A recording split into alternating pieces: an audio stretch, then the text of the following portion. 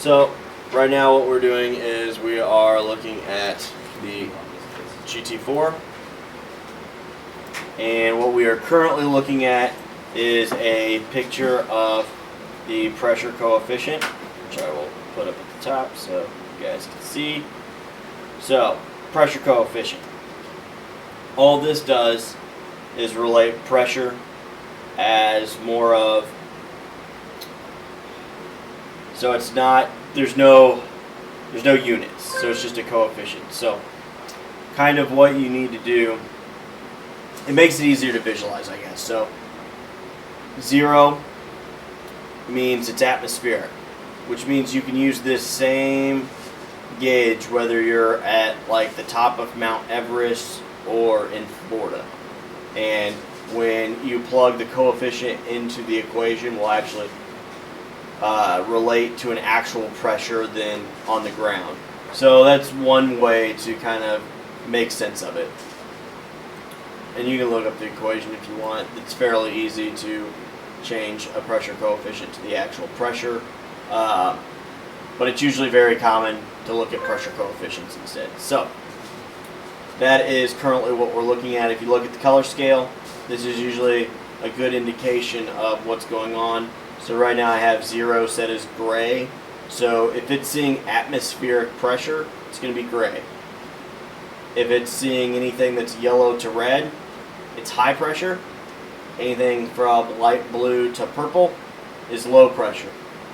So, and you can kind of look at it and make sense. The front of the car, red, high pressure. Makes sense. The front of the car is going to have high pressure. Then you're going to have low pressure on the top of the car. Very common. You have a lot of, basically anywhere you're going to see low pressure, so the blue and the purple, is going to be locations of high velocities. And the reason is, as velocity increases, pressure decreases. So that's kind of how you can definitely see what's going on. So the front of the car is going to be a stagnation point. So it's going to have very low pressure, or very high pressure, I'm sorry.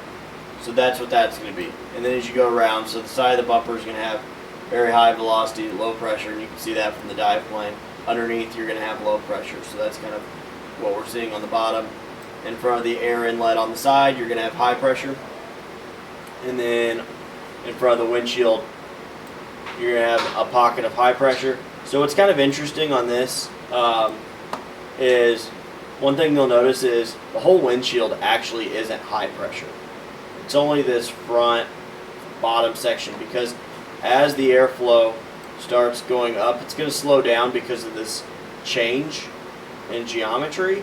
But as it gets to about right here, it's transitioning from high pressure to low pressure. And then the rest of the top of the car is going to be low pressure until you get to about down here, because of basically the spoiler they have on the back of the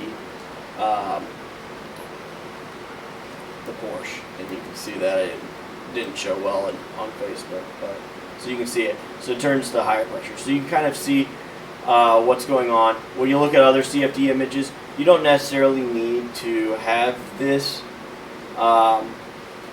Most of the time, if it's anything of any sort of decent type of analysis, usually they're going to have a pressure coefficient. You can have different color scales. A very common, I can change color scale so you can kind of see a pretty common color scale that you'll see. There we go. So this is a pretty common one that you'll see quite a bit. Red, green to blue.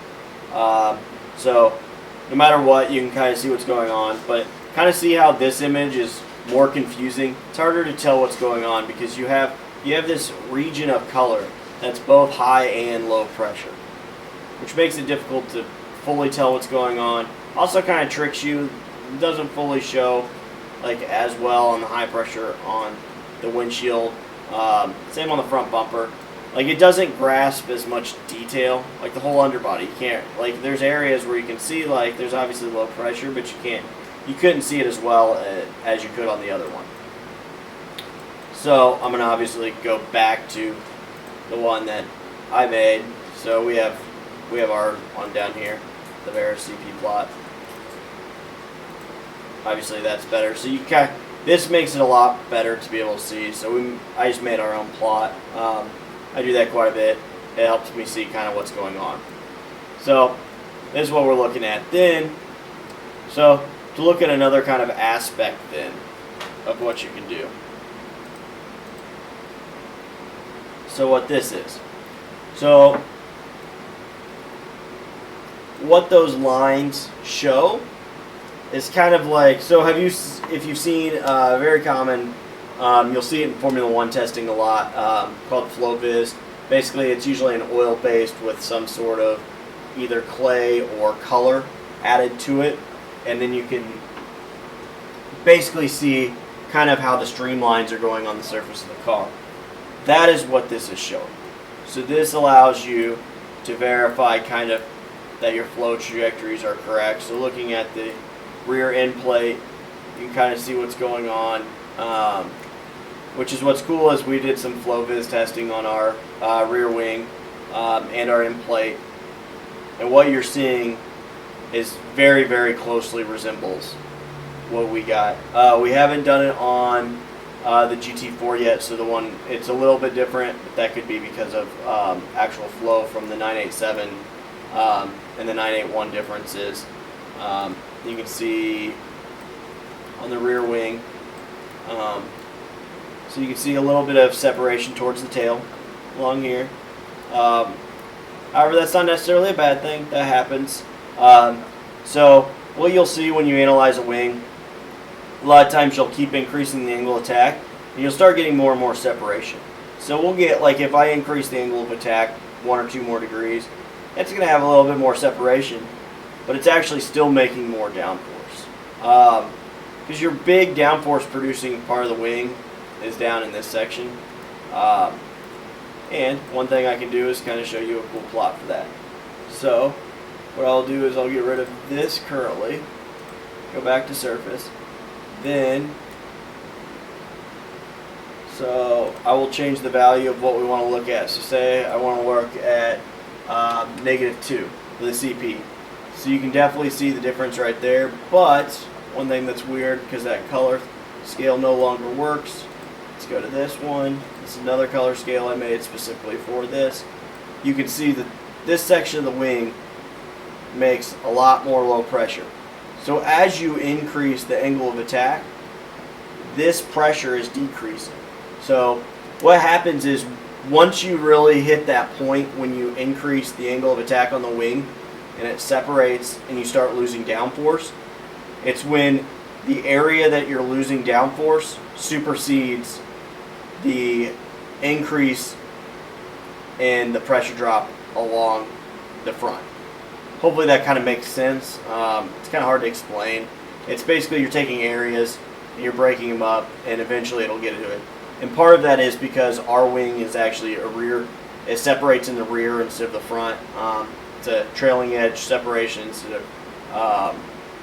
frontal edge separation. It's how we specifically designed the wing to do that. So yeah, that's another good way of kind of doing it. You can kind of see. So when people tell you separation, a lot of times they'll say turbulence, which isn't correct. Turbulence is just a description of how the fluid is acting. You'll have turbulent flow and you have laminar flow. Almost all flow on this car is turbulent.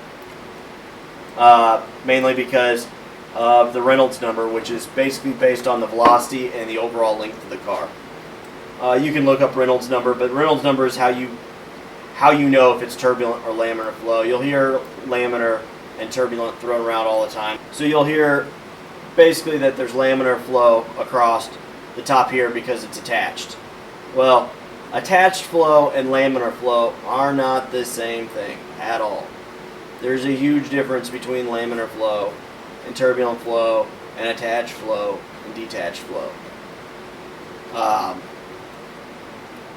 Turbulence, basically a lot of times, you got boundary layers. Boundary layer, you're going to have turbulent boundary layer, which isn't a bad thing. Fluid stays attached better on a turbulent boundary layer than a laminar boundary layer. So you can do more crazy things. So that's just looking at just the pressure plot. And we can look at bottom, like the top, So you can see high pressure across top of the wing, very common. Bottom. So this is the final underbody setup on the GT4 that we worked on. You see the rear diffuser. This is the only part that's open, which is the engine bay with the headers. The car's a factory flat bottom, so that all of this is flat from the factory. Suspension, and then here's our front splitter setup to offset the downforce by the rear wing and the diffuser. So we have new front diffusers in there. Pretty cool. You can kind of see them. It's kind of hard to see just because of the gradients and the colors and stuff like that. We have low pressure along the edge.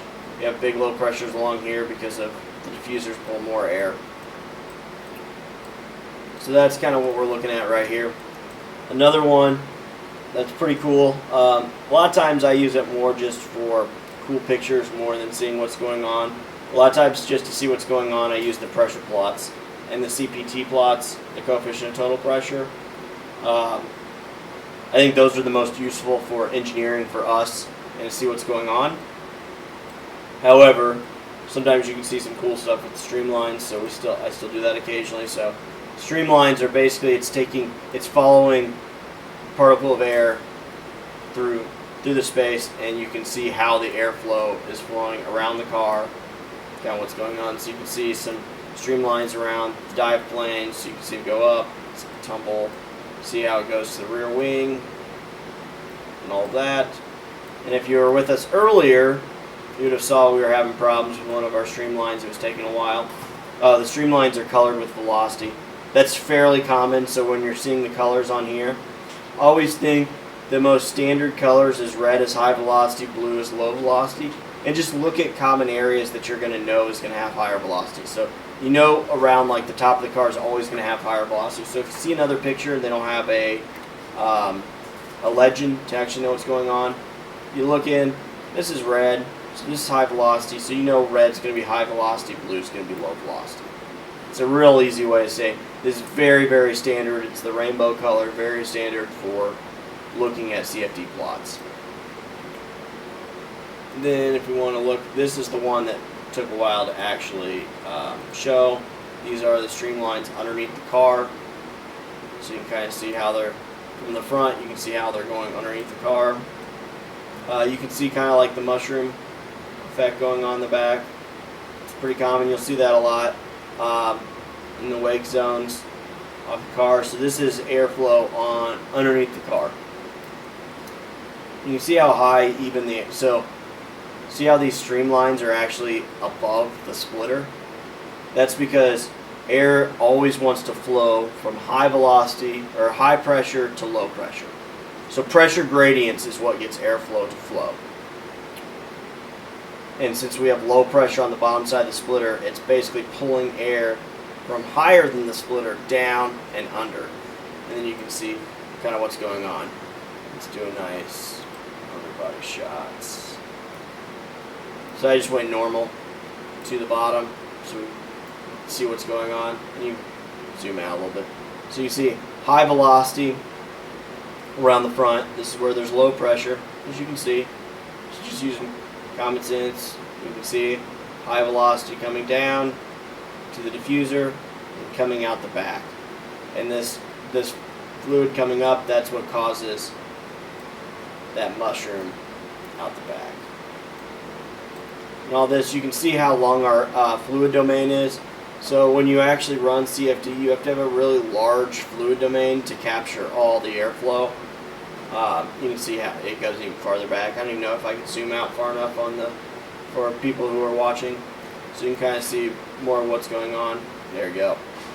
See, it goes really far back. Basically, you want it to go far until it gets basically to free stream flow. So you're not getting any interactions from the, in essence, wind tunnel that you're analyzing